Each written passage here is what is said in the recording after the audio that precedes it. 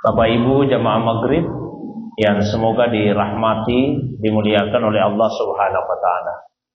Alhamdulillah, malam ini kita sudah berada pada malam yang ke-8 dari bulan Zulhijjah tahun 1446 Hijriah.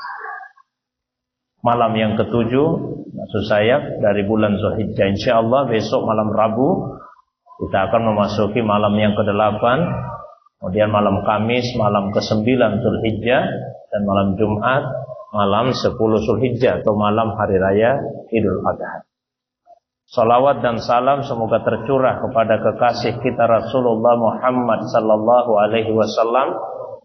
Begitu pula kepada keluarga beliau, para sahabat dan pengikutnya yang senantiasa istiqamah menghidupkan sunnah Nabi sallallahu alaihi wasallam. Beliaulah Nabi yang telah diutus ke muka bumi ini untuk menjadi rahmat bagi seluruh alam semesta. Jamaah yang dimuliakan oleh Allah SWT, karena kita saat ini berada di hari-hari yang mulia dan malam ini adalah pertemuan terakhir sebelum masuk Hari Raya Idul Adha. Untuk malam ini kita selingi pembahasan tafsir ini, kita selingi dengan pembahasan mengenai keutamaan 10 hari pertama Zulhijjah.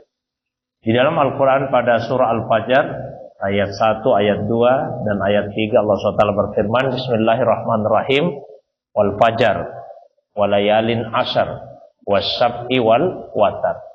Demi waktu fajar, demi malam-malam yang 10, demi yang genap dan demi yang ganjil. Allah SWT bersumpah dengan menyebutkan 4 hal pada 3 ayat tersebut. Fajar, malam 10, yang genap, yang ganjil. Banyak tafsir yang disampaikan oleh para ulama kita. Nah, tentang apa yang dimaksud dengan fajar, malam 10, genap, dan ganjil itu. Salah satu penafsiran tersebut yang populer, bahwa fajar yang dimaksud adalah fajar Idul Adha. Dan malam 10 yang dimaksud yaitu 10 malam pertama Zulhijjah. Kemudian yang dimaksud dengan yang genap tanggal 10 Zulhijjah. Dan yang dimaksud dengan yang ganjil tanggal 9 Zulhijjah. Maka Allah bersumpah demi fajar Idul Adha, demi 10 malam pertama Zulhijjah, demi tanggal 10 Zulhijjah, demi tanggal 9 Zulhijjah. Kalau Allah SWT bersumpah dengan menyebut 4 waktu itu, maka ini menunjukkan adanya keistimewaan yang terdapat di dalam waktu-waktu tersebut. Ini diperkuat dengan hadis Nabi sallallahu alaihi wasallam yang diriwayatkan oleh Imam Al-Bukhari dari sahabat Nabi Abdullah ibnu Abbas, semoga Allah meridainya. Beliau berkata bahwa Nabi sallallahu alaihi wasallam pernah bersabda, "Ma min ayyam al-amalu shalihu fiha ahabbu ilallah min hadhil ayyam." Tidak ada hari-hari yang dijadikan sebagai waktu beramal soleh yang lebih disukai oleh Allah dibandingkan dengan hari-hari ini. Hari-hari ini yang dimaksud yakni ayyamul asri, yaitu hari-hari 10 hari pertama Zulhijjah. Nah, qalu, maka kemudian para sahabat bertanya, walal jihadu fisabilillah, bagaimana kalau misalnya dibandingkan dengan jihad di jalan Allah? Maksudnya mana yang lebih Allah sukai antara beramal saleh di 10 hari pertama Zulhijjah dengan berjihad di jalan Allah? Maka Nabi tegaskan, walal jihadu fisabilillah, bahkan meskipun dibandingkan dengan jihad di jalan Allah, Allah tetap lebih senang dengan amal saleh yang dilakukan di 10 hari pertama Zulhijjah ini. Illa, kecuali rajulun kharaja binafsihi wa malihi wa lam yarji min dzalika bisyai. Kalau ada seseorang dia keluar dari rumah, dia bawa dirinya, dia bawa seluruh hartanya dan tidak ada yang kembali. Artinya dia gugur dalam jihad tersebut dan semua hartanya pun dihabiskan di dalam jihad di jalan Allah. Nah, inilah amalan yang bisa menandingi amal saleh yang dilakukan di 10 hari pertama Zulhijjah ini. Nah, amal saleh apa saja yang disyariatkan untuk dilakukan di 10 hari pertama Zulhijjah ini? Yang pertama yaitu bagi yang punya kesanggupan untuk melaksanakan ibadah haji dan punya kesempatan untuk itu, maka laksanakanlah ibadah haji. Bagi yang belum diberikan oleh Allah SWT karunia untuk menunaikan haji, maka banyak-banyak berdoa kepada Allah SWT. Ya, selesai sholat pada hari-hari ini selalu kita sisipkan ya doa, mohon kepada Allah SWT. Allahumma rzuqna ziyaratal haramain al-Makkahal Mukarramah wal Madinatal Munawwarah. Ya Allah, rezekikanlah kepada kami, ya, beri kami karunia untuk mengunjungi dua tanah haram, Makkah al-Mukarramah dan al-Madinah al-Munawwarah. Tiap selesai salat, tiap selesai salat wajib disipkan doa itu. Allahumma rzuqna ziyaratal haramain al-Makkah al-Mukarramah wal Madinatal Munawwarah. Mudah-mudahan pada tahun-tahun yang akan datang Allah SWT memberi kita karunia untuk mengunjungi dua tanah haram tersebut, untuk haji ataupun untuk umrah. Nah, kemudian yang kedua yaitu disunnahkan untuk melaksanakan ibadah puasa di 9 hari pertama Zulhijjah, dari tanggal 1 Zulhijjah sampai tanggal 9 Zulhijjah. Dan ini salah satu puasa yang sering dilakukan oleh Nabi Shallallahu Alaihi Wasallam. Dari beberapa istri Nabi SAW, mereka bercerita ada 4 puasa sunnah yang senantiasa dilakukan oleh Nabi SAW. Satu yaitu puasa 9 hari dari tanggal 1 sampai 9 Zulhijjah. Yang kedua puasa Asyura 10 Muharram. Yang ketiga puasa 3 hari setiap bulan. Dan yang keempat puasa hari Senin dan hari Kamis pada hari-hari tertentu di setiap bulannya. Jadi 1 dari 4 puasa sunnah yang senantiasa dilakukan oleh Nabi menurut beberapa istri Rasulullah SAW itu adalah puasa 9 hari di awal Zulhijjah. Ya, puasa 9 hari di awal Zulhijjah. Kalau tidak bisa 9 hari, ya berapa hari saja yang kita mampu. Sekurang-kurangnya 1 hari, yaitu di tanggal 9 Zulhijjah yang dikenal dengan istilah puasa Arafah, bertepatan dengan jamaah haji melaksanakan wukuf di Arafah. Su'ila Rasulullah SAW an siyam yaumi Arafah. Nabi pernah ditanya mengenai puasa Arafah, maka beliau kemudian menjawab, ahtasibu Allah, saya berharap, saya berdoa kepada Allah SWT, mudah-mudahan puasa Arafah itu menghapus dosa setahun yang lalu dan menghapus dosa setahun yang akan datang. Nah, itu puasa. Yang ketiga, perbanyak zikir. Ya, perbanyak zikir di 10 hari pertama Zulhijjah ini. Bahkan berlanjut di hari-hari tasyrik, tanggal 11, tanggal 12, tanggal 13 Zulhijjah. Zikir dengan membaca tasbih, tahmid, takbir, tahlil, hauqalah, subhanallah, walhamdulillah, wa la ilaha illallah, Allahu akbar, wa la haula wa la quwata illa billah. Nah, jamaah haji pun pada saat melaksanakan tawaf, maka yang disunnahkan untuk banyak dibaca itu adalah kalimat tadi, subhanallah, walhamdulillah, wa la ilaha illallah, wallahu akbar, wa la haula wa la quwata illa billahil aliyil azim. Terus yang berikutnya, manfaatkan malam-malamnya. Ya, 10 malam pertama Zulhijjah ini dengan memperbanyak amal-amal soleh, zikir, baca Quran, salat sunnah, khususnya di malam hari raya. Nabi SAW bersabda, man qama lailatal id lam yamut qalbuhu yauma tamutul qulub. Barang siapa yang menghidupkan 2 malam hari raya, maka hatinya tidak akan mati pada saat hati-hati manusia sudah banyak yang mati. Ya, jadi kita hidupkan 2 malam hari raya dengan ibadah sungguh-sungguh kepada Allah Subhanahu wa taala. Jamaah yang semoga dirahmati, dimuliakan oleh Allah Subhanahu wa taala. Kemudian yang berikutnya yaitu dengan melaksanakan salat Idul Adha keesokan harinya. Kita bersegera menuju ke masjid atau menuju ke lapangan untuk melaksanakan salat Idul Adha. Nah, kemudian bagi yang berkurban disunnahkan untuk tidak makan terlebih dahulu sampai dia pulang dari salat. Ya. Dan sebetulnya ada sunnah lanjutannya, tapi ini susah untuk kita kerjakan. Apa itu? Nabi yang pertama sekali beliau makan pada hari raya Idul Adha itu adalah daging dari hewan kurbannya. Itu Nabi, Pak. Makanya Nabi itu tidak makan dulu, nanti pulang salat baru beliau makan. Karena yang pertama dimakan adalah daging dari hewan kurbannya. Nah, maka bagi yang tidak berkurban sebetulnya tidak ada masalah. Kalau dia makan baru pergi salat. Karena ini sebetulnya yang utama itu adalah bagi orang yang berkurban. Kalau Anda kurban, maka itu yang disunnahkan dimakan pertama kali. Kalau di masa Nabi, masa sahabat mudah. Karena masing-masing kurban sendiri-sendiri, nyembelih sendiri-sendiri. Nah, itulah sebabnya pelaksanaan salat Idul Adha meskipun waktunya sama dengan Idul Fitri, waktu kebolehannya, tapi pelaksanaan salat Idul Adha itu lebih cepat daripada Idul Fitri. Idul Fitri dianjurkan agak lambat, memberi kesempatan kepada yang belum menunaikan zakat fitrahnya. Tapi kalau untuk Idul Adha disunahkan disegerakan. Begitu masuk waktunya, segera laksanakan salat Idul Adha. Supaya selesai salat, orang segera melaksanakan syariat kurban itu. Nah, dan itu yang pertama dikonsumsi. Masa Nabi bisa, Pak, masih pagi-pagi selesai salat langsung sembelih. Kalau kita mungkin sore baru diantar ke rumah. Nah, jadi susah kalau ini yang mau diamalkan. Ya, karena rata-rata kita kurban tidak sembelih sendiri, tapi melalui panitia.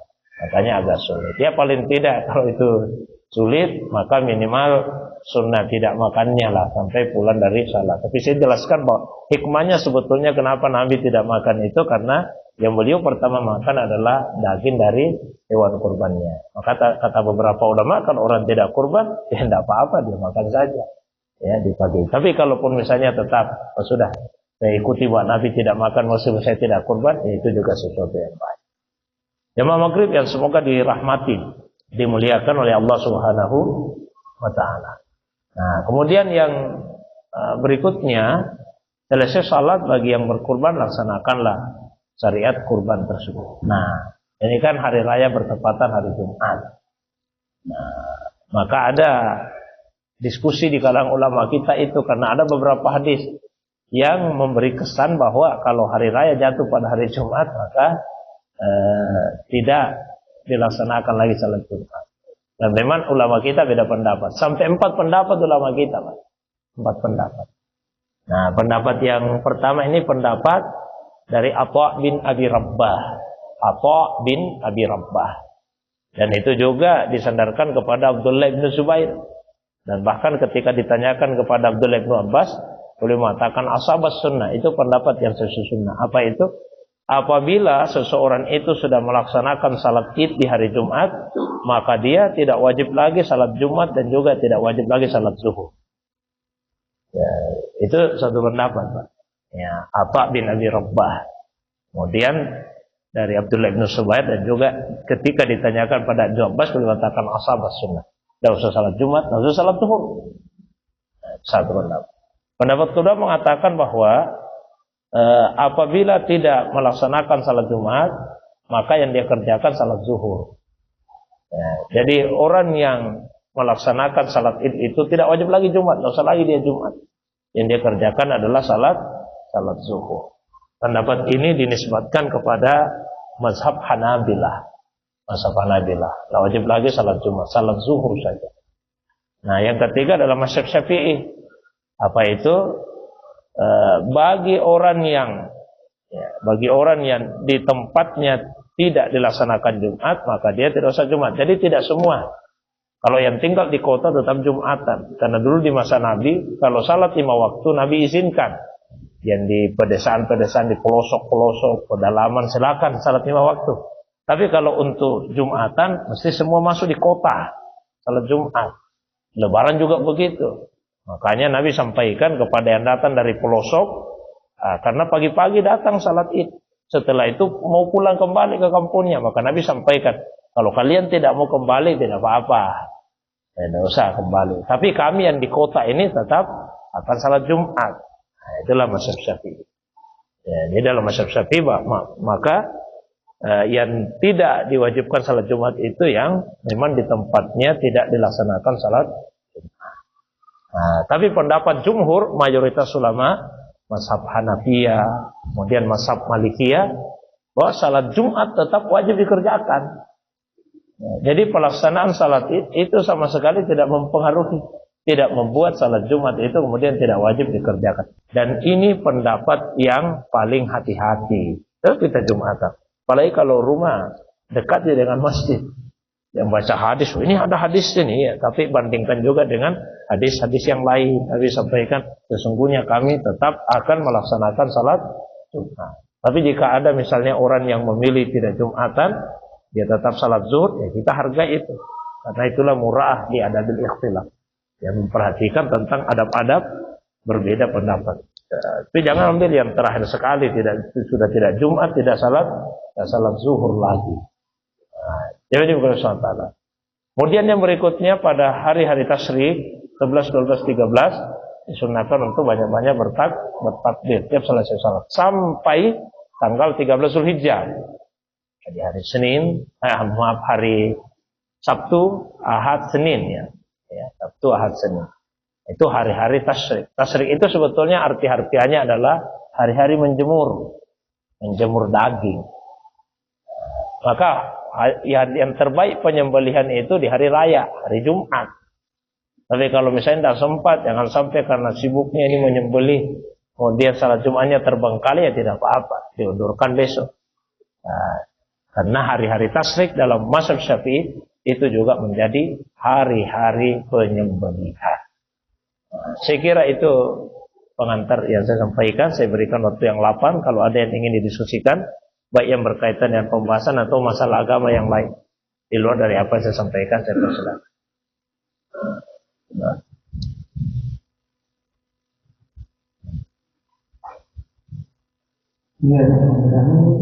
Assalamualaikum warahmatullahi wabarakatuh. Salam. Terima kasih atas kesempatan yang diberikan. Dan tentang pakaian yang kebanyakan tentang raya yang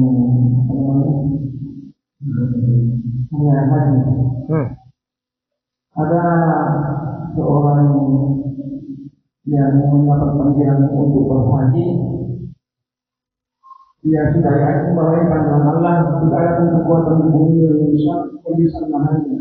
Tapi ternyata dia bandara, dia sudah memakai pakaian ihram. Terus di situ pemeriksaan, dia punya permasalahan, dia punya permasalahan, dia punya suratnya. Akhirnya pilot karena waktu sudah lewat akan terbang tanpa orangnya yang akan berangkat. Tapi kan orang yang itu pakai pakaian Allah bukan perlu manusia. Dia tidak pulang ke rumahnya, dia tetap di bandara menunggu. Tiba-tiba kemudian pengawas mengumumkan bahwa pesawat yang baru akan kembali ke bandara karena ada perubahan mesin. Terus diperbaiki mesinnya, pilot tidak mengizinkan orang turun atau keluar dari pesawat. Kemudian pesawat bergulir kembali. Kenapa kemudian pesawat kembali lagi karena mesinnya bermasalah kembali. Akhirnya keputusan pilot mengambil keputusan yang tidak semestinya. Dia tidak terbang kalau orang yang ini tidak berangkat sudah subuh. Akhirnya orang tersebut diberangkatkan. Ternyata sampai ke Nabi tidak ada apa-apa. Mau perjalanan dengan orang pakaian. Sekali panggilan Allah bukan. Tidak ada kekuatan yang bisa menahan karena ini panggilan Allah. Bukan yang berbuat bukan bukan tetap dia berangkat kalau sudah panggilan Allah.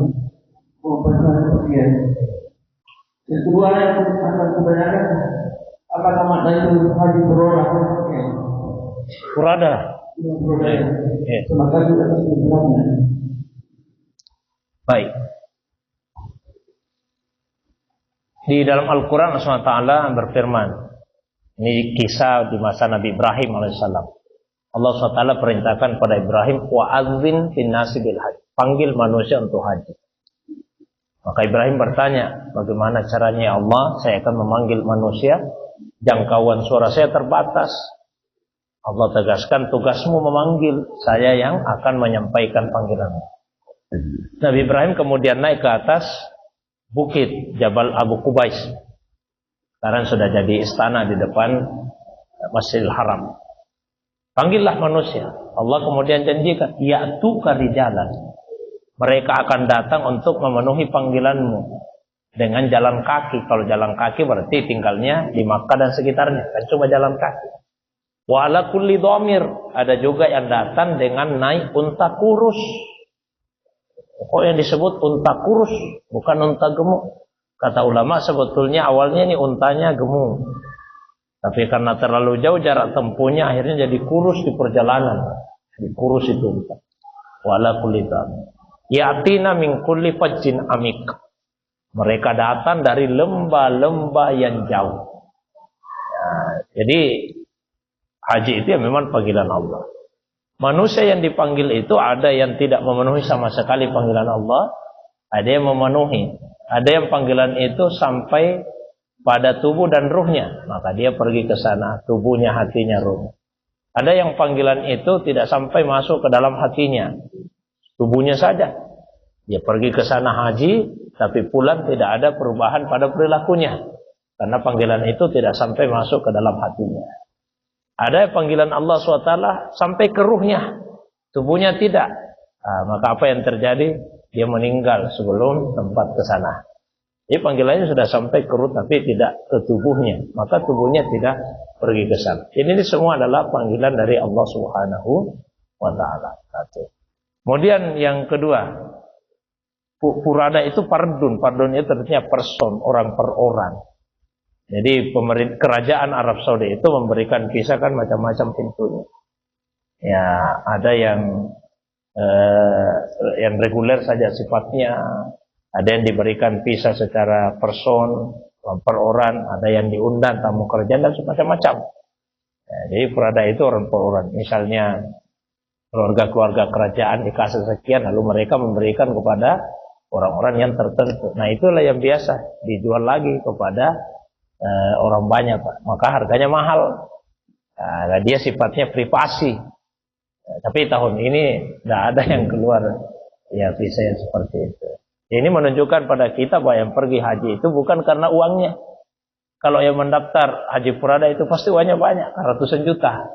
Tapi biar punya uang 500 juta, 600 juta, ya kalau memang Allah SWT belum menghendaki untuk berangkat, ya dia tidak akan berangkat. Itu yang mesti tertanam di hati. Tapi tidak usah juga kecewa. Ya, karena asalkan di hati kita ada keinginan yang kuat memenuhi panggilan Allah SWT, kalaupun tubuh tidak ke sana, ya paling tidak roh kita yang sudah terpanggil untuk ke sana. Mungkin itu. Wallahu a'lam. Jadi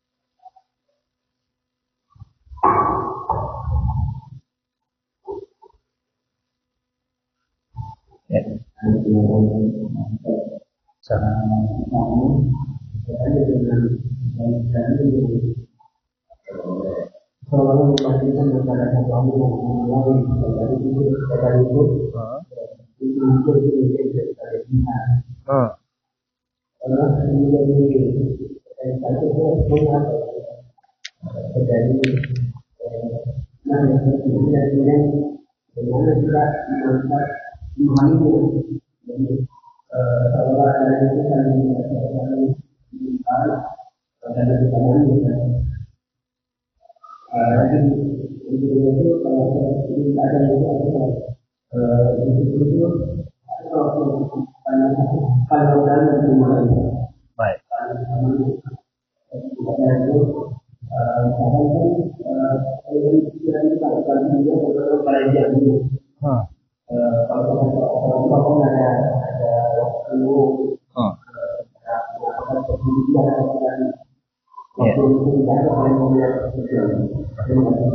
Baik. Jadi yang pertama, sudah merupakan satu sunnatullah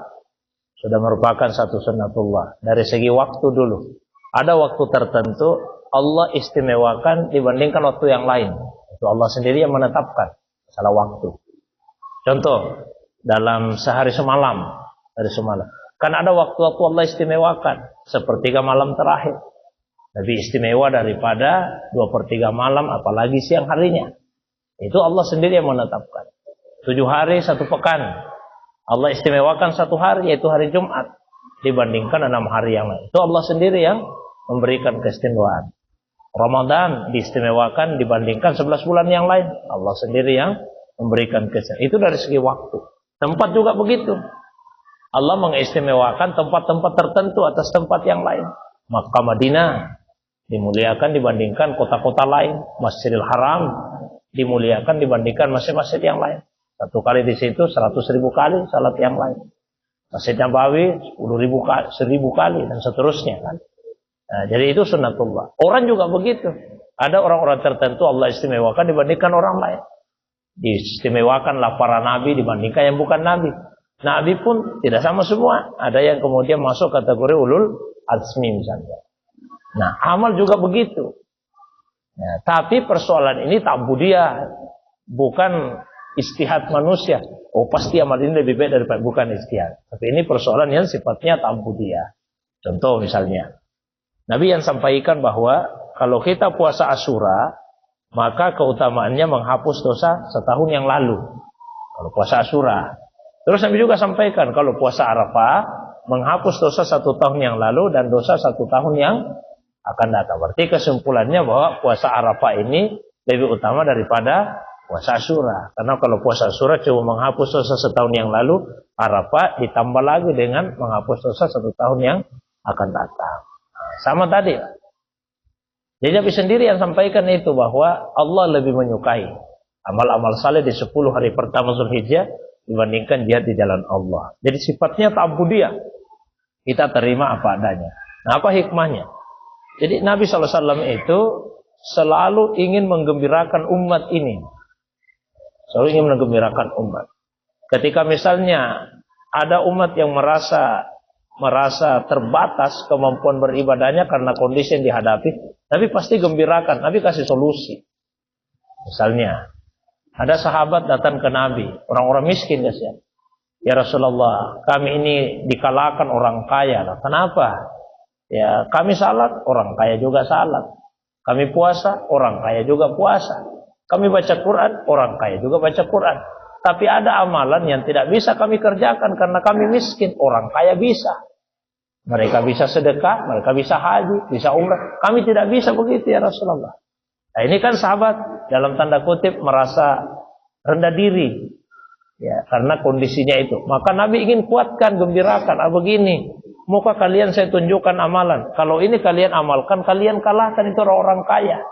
Amal apa itu ya Rasulullah? Pokoknya tiap selesai salat, baca subhanallah 33, baca alhamdulillah 33, baca Allahu Akbar 33. Sama juga ada sahabat datang ke Nabi, ya Rasulullah, kami tidak sama orang kaya itu bebas pergi umrah, kami tidak.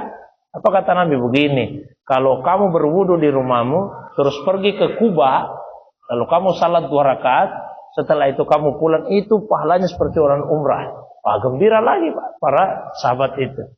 Itu sebetulnya adalah cara Nabi untuk menggembirakan umatnya.